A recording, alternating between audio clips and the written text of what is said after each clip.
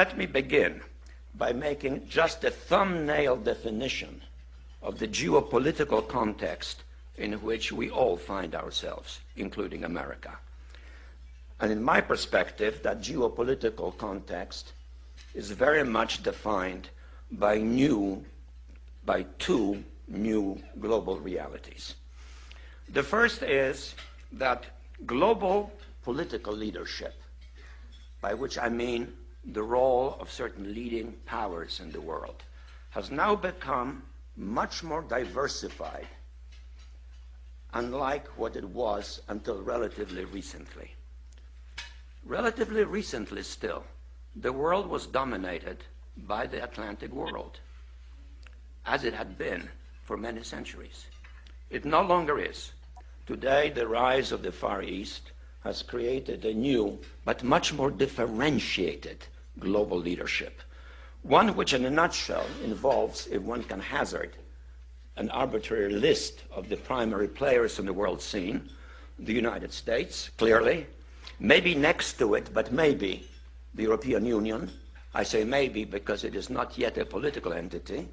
Certainly, increasingly so, and visibly so, China, Russia, mainly in one respect only, because it is a nuclear power co-equal to the United States, but otherwise very deficient in all of the major indices of what constitutes global power.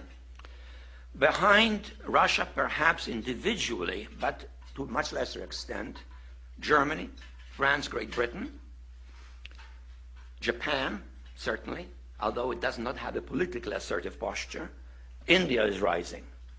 And then in the background of that, we have the new entity of G20, a much more diversified global leadership, lacking internal unity, with many of its members in bilateral antagonisms.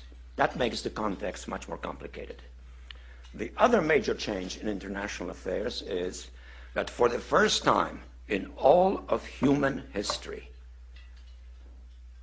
mankind is politically awakened. That's a total new reality. Total new reality. It has not been so for most of human history until the last 100 years. And in the course of the last 100 years, the whole world has become politically awakened. And no matter where you go, politics is a matter of social engagement, and most people know what is generally going on in the world, and are consciously aware of global iniquities, inequalities, lack of respect, exploitation. Mankind is now politically awakened and stirring.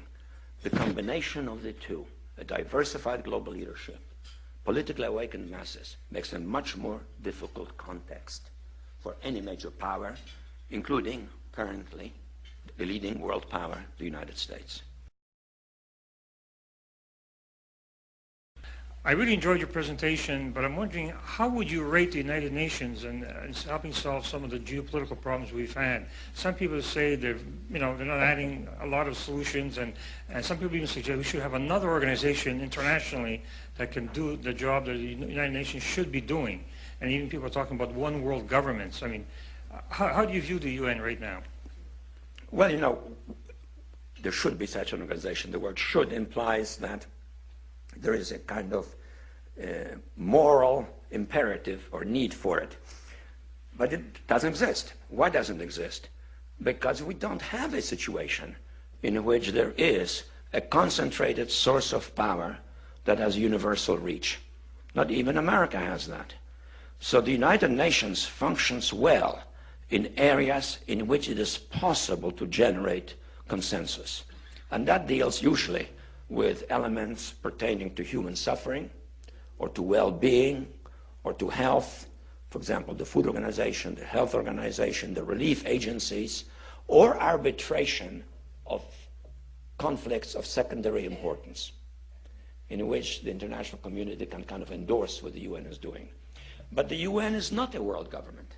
The UN, when it comes to politics, is based on a fiction, namely 190 states which are members, each of which is co-equal with the others, except for the 5 that have the veto right in the Security Council.